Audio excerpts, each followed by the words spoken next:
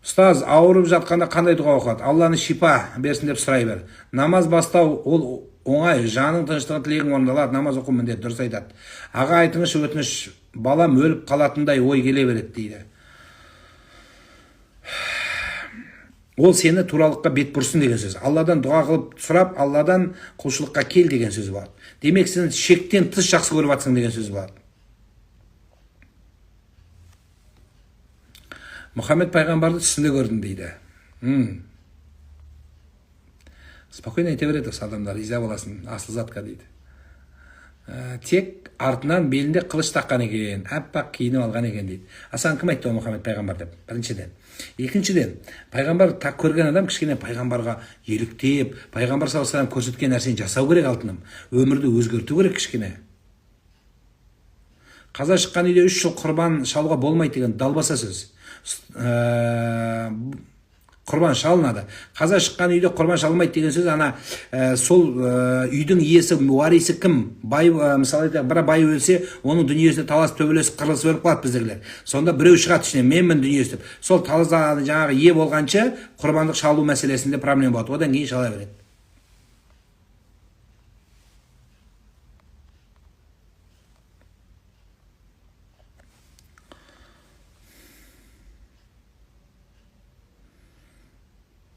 Әйел адам намазды қайдан үйренеді? Жақын жерде ұстазың, мешіттен үйренесіз. Ұстаз, жауап беріңізші, түнде басылып қала беремін, намаз оқы. Ұстаз, неше пай ғасыр дейді, түсінбедім. Кішкене сауаттырақ, жай асықпай жазсаңыз дұрыс болады. Бүгін сәресінде тұра алмай қалдым, сонда да жалғастырып жібердім, тұтып болады, қабыл болсын.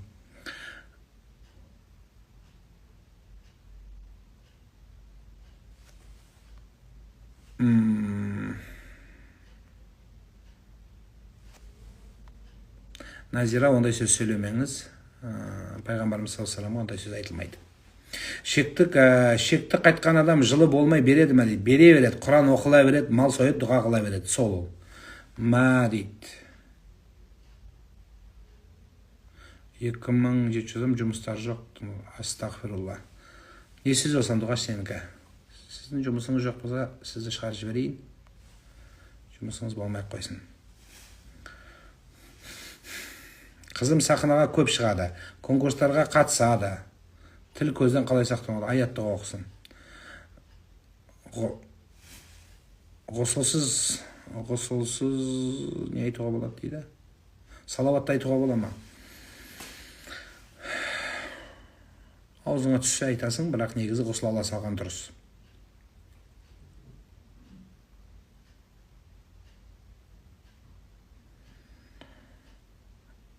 Құрбанатқа әйел адамның баруы дұрыс па? Барса болады, ештеңе етпейді. Жақсы сөздер естейді. Ұзын көйлек ертең кейін көріп барып, елмен бірге тұрып, дұға қылып, одан кейін барып, жақсы уағыздар айтылады, соны тыңдап, өміріне асырса, ода тұрған ештеңе жоқ. Өйткені ер адамдар жеткізбеуі мүмкін, ұмытылып қалуы мүмкін, бірақ ол кішкене жаңағы қолы бос апайлар келгені дұрыс болады. Бір қой бір адамға сойылама дейді. Иә, бір қой бір адамға сойылады. Үйдің иесіне ғана, отағасына. Ұлымның атын Имран қойдық, олай қоюға болады ма? Супер ат, жақсы ат. Фатиханы күнде 99 рет оқып жүрмін, тазалану үшін. Мұным дұрыс па? Дұрыс. Неге 99? Неге 100 емес? Жүктінмін, босануыма 2 әлі бар дейді. Бұл түс па?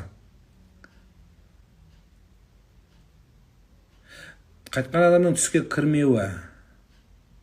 Құрбандыққа ешкі шалуға бола ма? Болады. Алла разы болсын, амин. Ешкі шалуға болады, бірақ жаны қинап шалудан қажеті жоқ. Одан кейін тым бай болсаң ешкі алуға болмайды. Орта адам алып сойа береді. Әйел адам айт намазын оқу керек пе? Үйде оқымайды. Аға, баланы туылғаннан кейін қайнағама берсе бола ма? Зат па ол беретін? Бутылка ма? Қолданып бере салатын? Жоқ, болуға болмайды. Қасында тұрып, жанында тұрып, барып келіп екі үйдің баласы сияқты жүре берсе жақсы болады. Бірақ түбегейлі бір балаға беріп, олар көшіп кету, толық бере салу дұрыс нәрсе емес. Айт намаздан кейін ғана сөйлема, тап солай. Ұстаз, телефонмен әжетхана түсіп кетті, қалай ойлайсыз, одан жақсылық келе ме екен дейді. Телефон неге түсіп кетті ма? Жақсы, өте жақсы. Құттықтаймын. Айтқанда соллима әлде саллима. Салли деп айта берсеңіз болады. Тек қана ағымаңыз. Күйеуім ажырасуға беріпті, мен ажыраспаймын деп айттым. Судьяға не істерімді, не істеймін, ажырасып жоқ.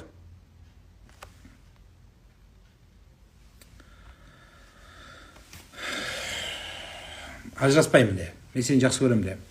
Құрбандықты тұрмысқа шықпаған қыз шалса бола ма? Өз үйінде шалу керек пе дейді. Құрбандыққа тұрмысқа шықпаған қыз бай болса шалуға керек. Егер бай болмаса шалмайды. Бүгінде ол қыз ақша жинасында күйеуге шықсын.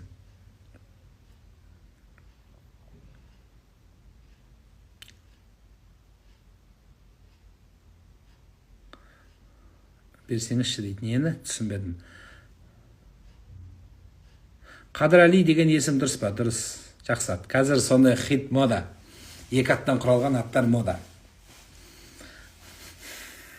Мұхаммед Али, Қасым Жомарт деген аттар қазір хит болып тұр. Қояңыз. Салауатты толық дұрыстап айтып бересіз бе дейді. Аллахумма салли аля саййидина Мухаммади ва аля али саййидина Мухаммад деп айтқан ең жақсысы. Намаз оқуды қалай бастаса болады? Жауап беріңізші. Тұрып бастай бересіз. Кітап тола, қағазды жазып аласың. Тетрадтан бүйтіп қағаз болса, қағазға шығарып алып оқи бересіз.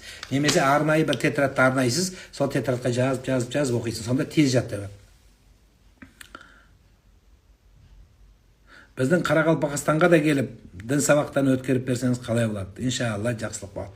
Оған анау Өзбекстан мемлекетінің елшілігі шешеді біздің. Қазақстанның елшілігі бар. Өзбекстан дін мәселесі қиындау. Біздің Қазақстан сияқты емес. Оны шындығын айту керек. Ең діннің демократиясы Орта Азияда Қазақстан мен Қырғызстанда. Болды, басқа жерде жоқ. Діннің демократиясы бізде ғана. Сондықтан айта береміз. Міне, қосып қойып айтамыз. Өзбекстанда олай жоқ. Олай болмайды. Сондықтан оны мемлекет егер шақырса барамыз. Сіздерге барып 15 жылға сотталып кететін жай жоқ. Исламда ең әдемі міндеттерде ұзын түсінбедім. Ұстаз, нағашы ағамның 100 мыңдай қарызы бар. Төлей алмай жүр. Өзлері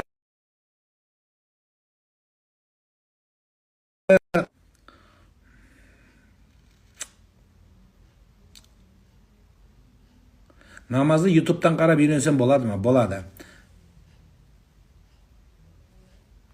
Енемнің белгісін ұрлап кеткен, орнына басқасын жасап орнатуға бола ма? Жоқ, қажеті жоқ.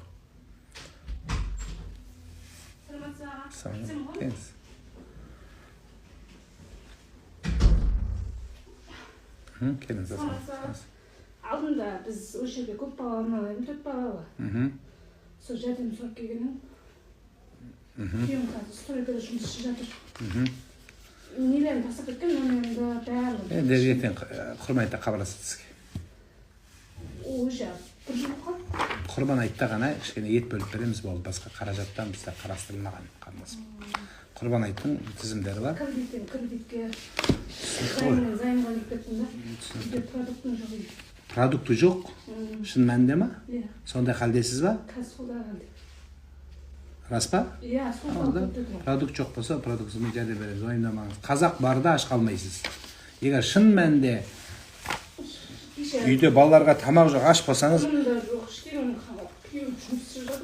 болды, ойындамаңыз. Егер шын мәнінде, жоқ, бізде ондай өтірікшілер көп. Егер шын мәнінде сұрасаңыз, еш ойындамаңыз. Болды. Ата-енемнен уже қайыр жоқ олардың.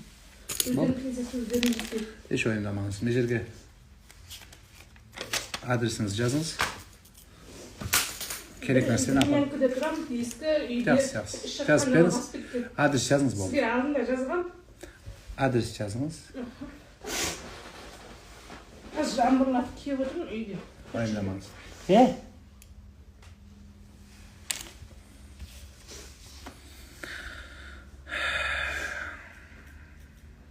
Күйеуіңіз жұмыс істей ма? Күйеуім қазір жұмыссыз жатыр, стройкалар тоқтатылды ғой. Одан басқа жұмыс жоқ па не? Стройкадан басқа ештеңе білмей ма не? Неде жатыр ғой, аресте жатыр ғой. Несі? Шоты.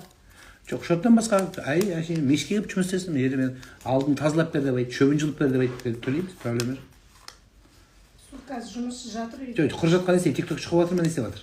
үйде сол өткенде 1-2 жерден істеген, әлі ақшасын ала алмай жатыр ғой. Ертең кесін, бүгін қазір жібер, звонда кесін қазір.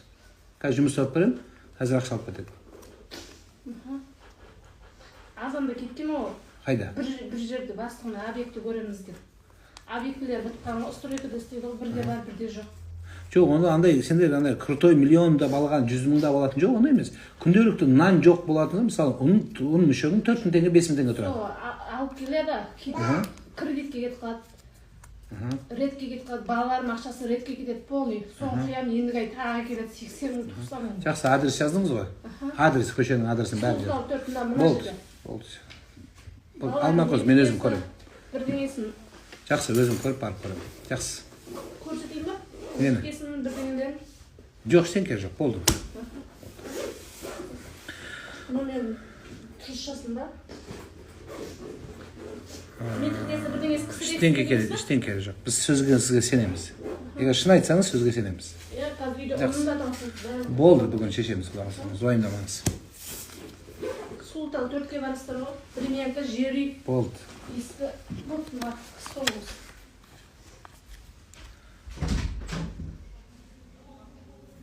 Егер жесір адам болса жарайды дейді. Жақсы. Жолдасым түсін үйде қабырғасын құлап сол жерде бұл түс па? Құрбандықтың орнына ақшалай садақа бола ма? Жоқ, болмайды. Құптан өтір намазын, таң намазын жарты сағат алдында, құптан мен өтір намазын, таң намазын жарты сағат алдында оқы бола ма ақшаны кейін? Болады.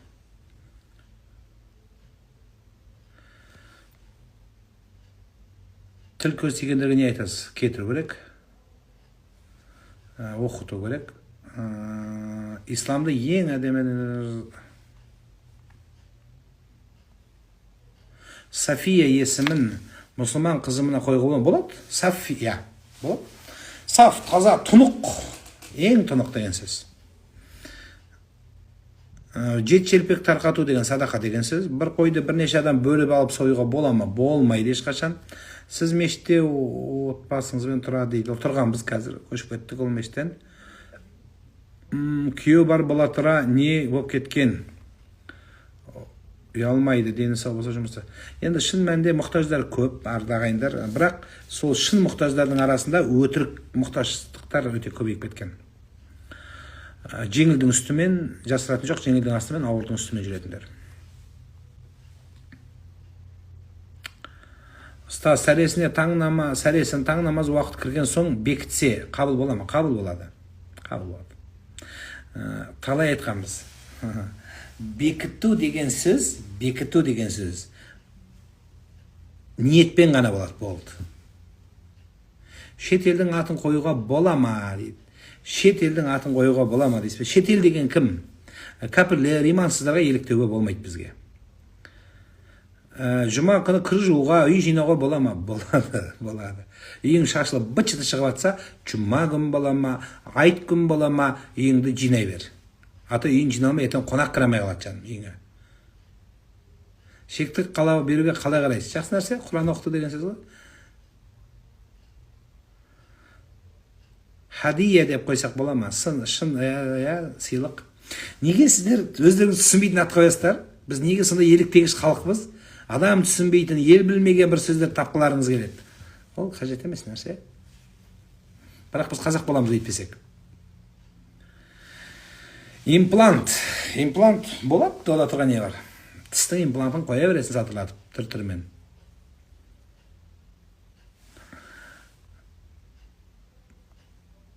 Полный намазға келем дегенше, әзірше таң намазын оқысам бола ма? Бастай берші.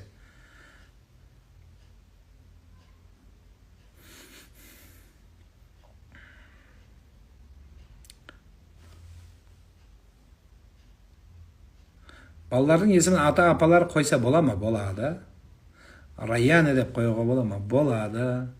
Досымның үлкен үй алса, түсінде қарыздан құтылады. Мұхаммед атты есімді қалай еркелетіп атауға болады дейді. Мұхаммеджан. Маймуна деп қойдық. Тамаша. Жаңғырхан туралы айтпаңыз, иә? Ұстаз, өлең тыңдауда қалай қойсақ болады дейді. Сол жағын айтып жіберсеңіз дейді. Сен өлеңді қазақи өлеңге ауыстыр. ұлттық, патриоттық, қазақша сезімді оятатын ата анаға деген махаббат, әлемнің жарығын Ғафу Қайырбеков ағамыздың сөзін жазған, әлемнің жарығын сыйладың сен маған, атамекен, Ескендір Қасанғалиев ағамыздың өлеңі, осы нәрселерді айтсаң, сонда сол арқылы шығып кетесіз, Құдай қаласа. Диана, балаға азанды кім шақырып қою керек? Әкесі.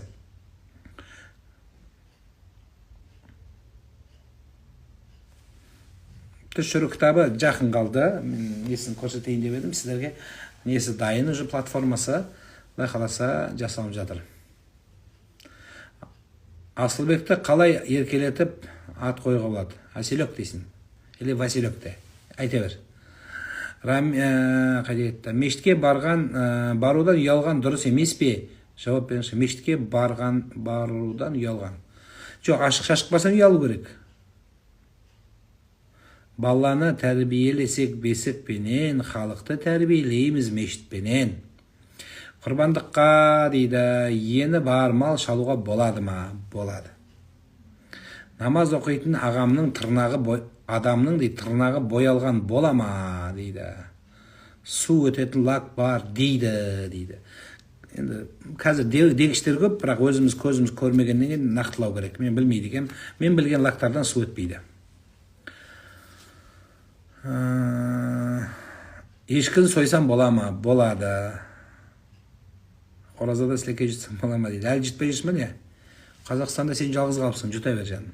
Қазақстанда қазақша өлең тыңдасаң, өзің ақ өлең тыңдағың келмей қалады дейді. Қой, үйтіп айтпа. Үйтіп айтпа жаным.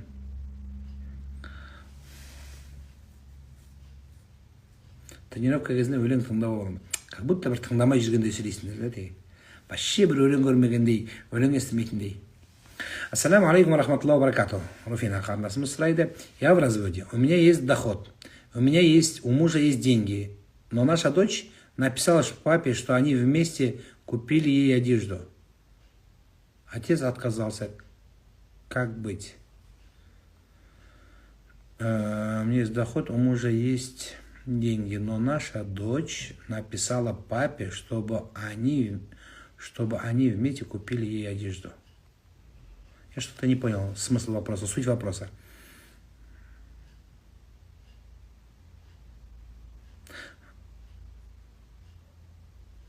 Басқа сүре айтам деп тұрған кезде дейді, салауат айтып кетем, әдет болып кеткен дейді. Намазда болса, сәжде саху керек болады. Ал енді әшейінде болса, жаман нәрсе емес. Сәлеметсіз бе? Бүгін нешеде ауыз ашамыз? Қалағыңызға қарай ашасыз. Түсіндегі тырнақ алға неге жоруға болады? Кішкене бір уайымдарыңыздан құтыласыз. Саламатсыз ба? Бір неприятностьтар кетеді. Ұстаз, жақында әкемнен айырылдым, иманды болсын. Әкемнің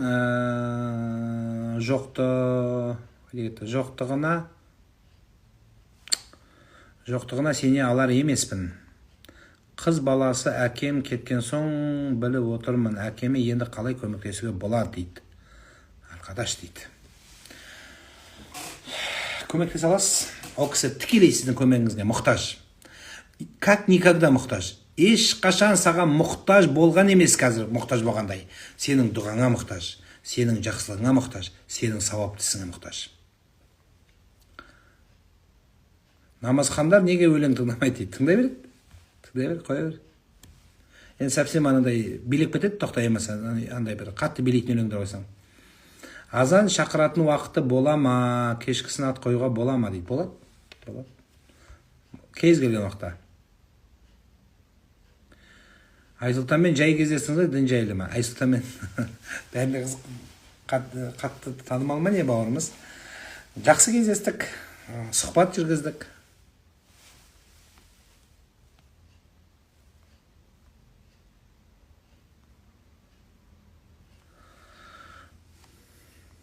Байқамай аздап мороженое жеп жұттым. Су іштім. Оразам бұзылама. Ұмытып ішсең ештеңе етпейді. Ол балаға ислам деп қойса бола ма? Болады. Үш адам бір құрбандық чалуға бола ма? Болмайды. Бітті қой кемейді әкежан. сығыр соғыш керек, бұқа сойыш керек.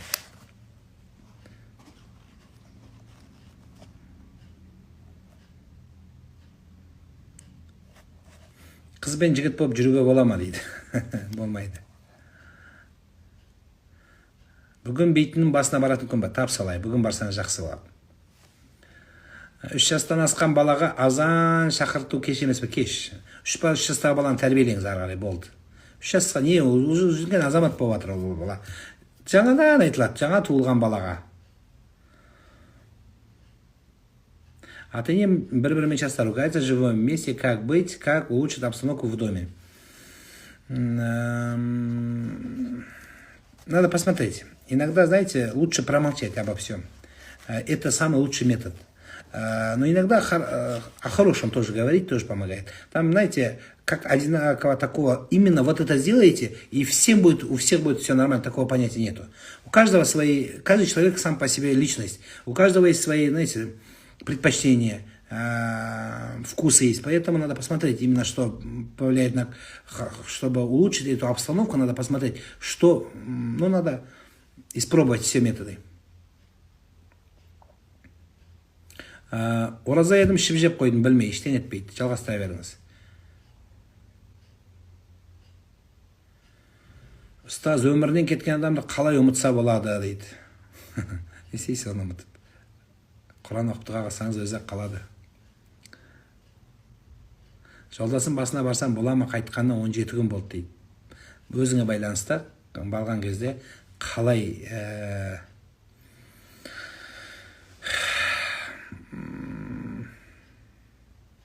ұстайсыз өзіңізге. Сондықтан 17 күн сіз барғанда не істейсіз? Құран оқып, дұға қылып, жақсы амалда болғаның артық. Сіздің жолдасыңызға қазір еңіреп жылағаннан қайыр жоқ. Тобық әуретке кірем, әуретке кіреді. Если ночью у меня крылья и летаю, что это? Если как бы это наяву, надо врачу показаться. Если это во сне, то к хорошему.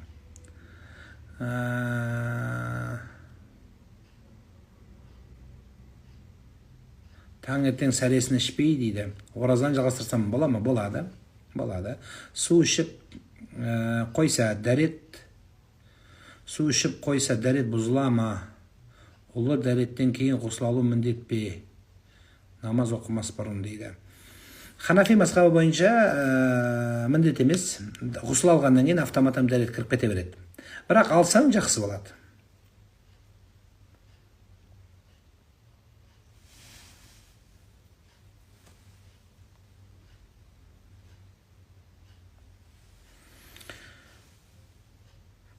Түнде жағымсыз түс көруден қалай тоқтатсам болады? Аятыл күрсіні 3 рет оқы. Күйеуім аты мен қойдым деп маған... Күйеуім дейді, атын мен қоймадым деп маған қатты өкпелі нағашылар қойды. Сол жақта босанған едім дейді. Күйеуіңіздің басқа жағынан жақсы көңілін көтеріңіз. Басқа жағынан көңілін көтеріңіз. Енді аты ренжіде болса, өкпе қайтады ғой. Жақсы сөзбен қайтады, жылы шыраймен қайтады, жақсы қабақпен қайтады, түндегі мәмілемен қайтады, күндізгі қарым қатынаспен қайтады. Қолыңызда ғой, бірге тұрып жатсыздар. Предпочтениесін, қалауын жақсы білесіз, көңілін табыңыз. Таң намазда есіней беремін дейді. Одан намаз бұзылмай ма? Жоқ. Есінегенде 2 әдебі бар. Әріп шығармаңыз. Одан, яғни, буква әріптермен айтпаңыз. Екіншісі,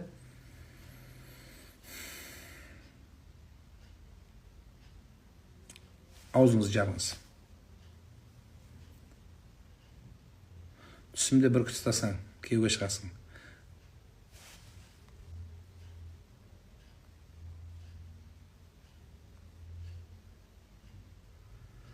Көп астырылыға берсең оқу керек. Ұстаз, саламатсыз ба? Үй сатайын дегенмін дейді. Сатылмай жатыр, ақша қажет еді. Оқып жібер деп айтып жатыр дейді. Сол дұрыс па дейді. Оқып, біреуді сат жіберейін деп пеңіз. Қайырлысы? Айтып беріп пем өткенде бір кісі бар. Шақырады Құран оқытуға. Көп өткенде.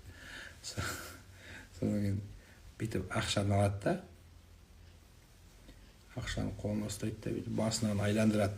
Бәле, ауру, қайғы, қасірет, пандемия, туберкулез, коронавирус бәрі кетсін, пфу, мә дейді молдаға. Ананы алған жоқ, қолын дірілдеп қалтырап өліп қалған кезде алғың келмейді ана бәлені. Сол сияқты олай істеуге болмайды. Ол сиқыр болады. Енді я Алла, осы өтіп маған бір қайырлы, өзіме пайдалы нәрсеме жаратайын десең, осы басқа мәселе. Ал енді алдап, біреудің алданып қалып, ана біреудің, мысалы, сенің үйің тұрады, мысалы, 20 мың тұрады.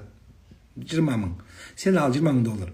Сіз аласында жоқ, бір 50 мың долларға сатылып кетсе екен деп алдап сатып жіберу, көзін байлап, ол сиқыр болады жан. Бір үй туралы оқиға түсіп кетті. Бір кезінде Суфиян Саури деген үлкен ғұлама өткен да, соның көршісі бір еврей екен, яхуди екен. Сол еврей үйін 100 мыңға бағалапты. Сөйтсе елдің бәрі, ей, сенің үйің ары барса 50 мың тұрады деген ғой. Сөйтсе, иә, менің үйім 50 мың тұрады. Бірақ кісімен, Суфиян Саури деген кісімен көрші болу, ол тағы да 50 мың қосады деген екен. Сондықтан ол сондай дүниесі бар.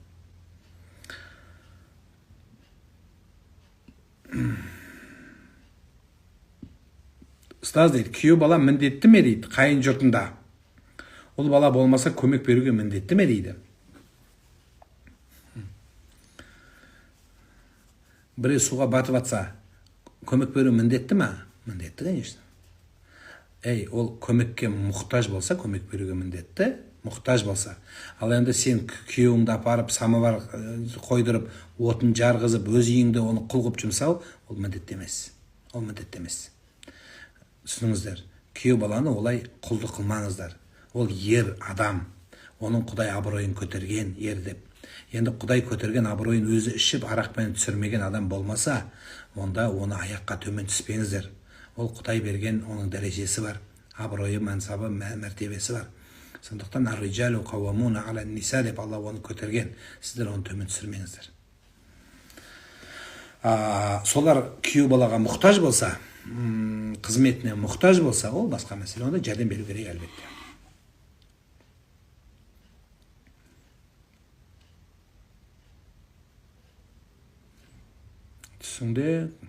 Түстің бәрін қойыңыздар, кейін сұрайсыздар. Жұмыста бесін намазын оқып отырып дейді, соңғы 2 рекат сүннетін аяқтамай тұрып кетті, намаз бұзылды ма дейді. Бесін оқып отырып, соңғы 2 рекат сүннетін аяқтамай. Соңғы 2 рекаты өтпейді. Яғни екеуін сүннет кейін кешке дейін оқып үлгересіз. Егер кешке дейін оқылмай қалса, қалды.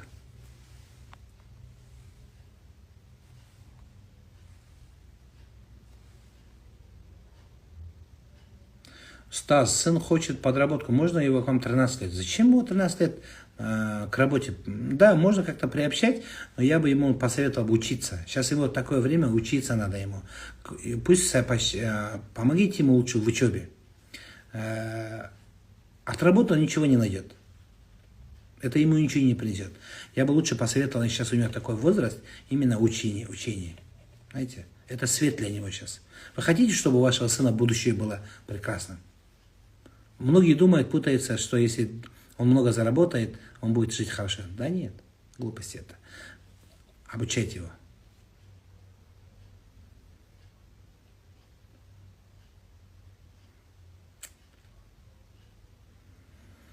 Кейбір адамдар сүннет оқымайды дейді. Оқиды, мүмкін үйіне барып оқитын шығар. Егер мүлде оқымай қойса, дұрыс емес. Күйеу бала, қайда кетті? Күйеу бала деп сол еркектің атасы мен енесі ғана айтады ма, басқа қайын жұрт күйеу деп айту керек деді, сол туралы айта аласыз ба дейді. Айтады, күйеуді күйеу дейді, жиенді жиен дейді, немере немере дейді. Айта берсін, не болады? Мен саған күйеумін, бүкіл елге күйеусің сен. Біздің қазақ кең, қарға тамырлы ел. Найманға күйеу болсаң, Найманның күйеуі боласың. Дулатқа күйеу болсаң, Дулаттың күйеуі боласың. Өзбекке күйеу болсаң, Өзбектің, ұйғырға күйеусің, ұйғырдың күйеуі деп айтамыз. Ода тұрған не бар? Мен мынаған ғана күйеумін, саған күйеу емеспін. Ода тұрған не бар? Иә, деп қой болды. Ең жаман нәрсе ол, жасыру.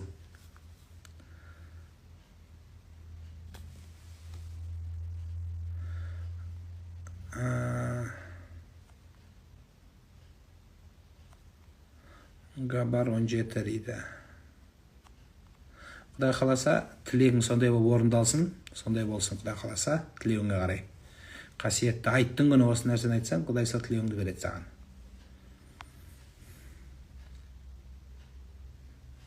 Күйеуім жақсы адам, адамгершілігі мол дейді, бірақ шетел азаматы, діні жоқ, бақытты ғұмыр кешсек, Алла кешіреді ма дейді. Мұсылман қызға, мұсылман емес адамға тұрмысқа шығамайды жан. Да, болары болды. Енді сен оны тәрбиеле, жақсылап шақыр, имандылыққа үйрет, жақсы кітаптар бер, тәрбиелемен. Енді Алла тыйым салған нәрсе ол енді, бірақ сіздер жасап қойыпсыздар. Кіндік мама болудың шарты қандай дейді. Кіндік мама деген бізде қазір осы оңтүстік жақта өкіл әке деп қояды, қырғыздарға жақын жақтарда өкіл әке деп қояды, кейбір жерде кіндік шеше деп қояды. Бұл былай айтайын мен сіздерге. Сіз кіндік шешеге базарда ташкент ретінде нағып қоймайсыңдар. Көшені сыпырып жүрген, сары жилет киген апалар нағып кіндік шешеге қоймайсыздар балаңызға. Міне бағана келді, үйімде наным жоқ деген. Сондайларды неге кіндік шешеге қоймайсыздар? Болады? Боласың ба балама кіндік шеше? Болады. Соған барасың, келесің, сыйлық бересің бір-бірлеріңе. Бұл жақсы ағайындық күшейтеді. А сізге ондай керек жоқ қой. Сізге жағдайы жақсы, пұлы бар, авторитетный адамдар керек. Солай. Сонда бұл не болады? Айналып келгенде пендешілік, байманапқа жағымпаздану, айналып келгенде сөзін өткізу, біреуге жағымпаздану, күніңді біреу. Қайдан білесің оның тағдыры немен аяқталатынын, сен ол байдың. Сенің тағдырың немен аяқталатынын қайдан білесің? Сондықтан қазір түрмеде отырғандардың барлығы дерлік ашса алақанда, жұмсам жұдырығымда бәрін құрт жіберем дегендер сол. Алла біледі кімнің тағдыры қандай болатын. Сондықтан Алла қайырын берсін. Ондай нәрсе жоқ. Сөйтіп соған алып келгенге отыр. Кіндік әке, кіндік шеше. Сонда өзінің кіндік шешені шақырып, төрге отырғызып қояды. Мен көріп жүрмін сол кіндік әке, өкіл шеше дегендерді. Торға отырып алады. Сойдың хозяйны сияқты. Өзінің әке шешесі есіктің аузында тұрады.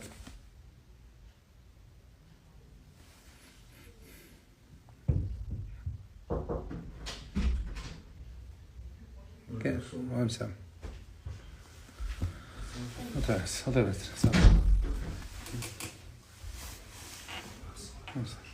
Bunlar, haydi. Biz bunda kadar kuyumuz olsa gibi üstün işlediğimiz kolumuzu alıp söylemek. Ne Allah'ımız. Olsa suret götürsün. Kendisi. Yani ifade oturdu просто. Kendisi.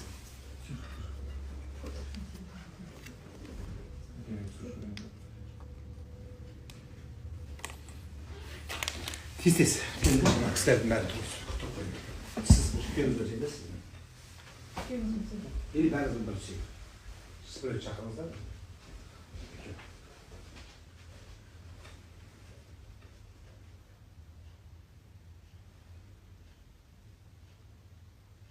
Hadi çakın. Sen de çakın. Yok siz. Ne yaptınız? Ha? Kayacak neyiniz var? Tamam siz.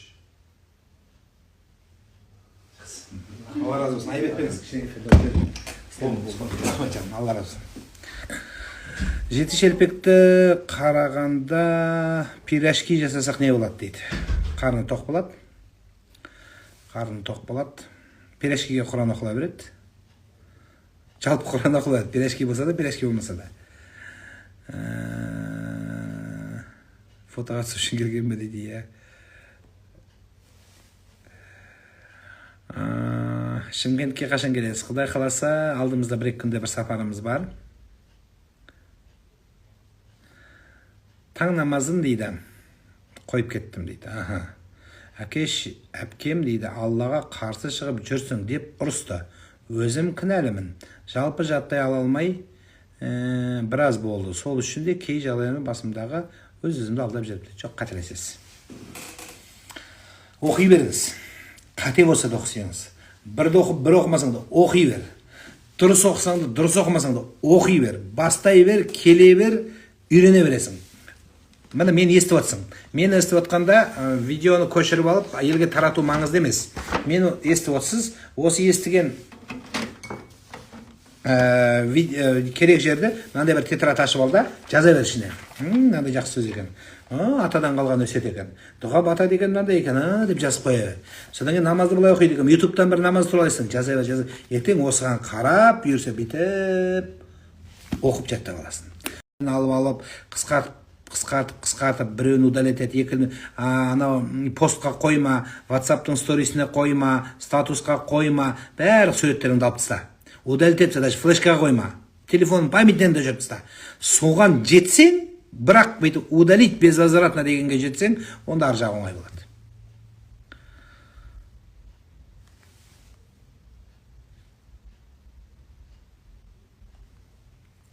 Бізге осылай жеңілдеп жеткізіп жатқаныңызға дегенімізді дейді. Рахмет, Қайрат. Алла разы болсын. Рахмет.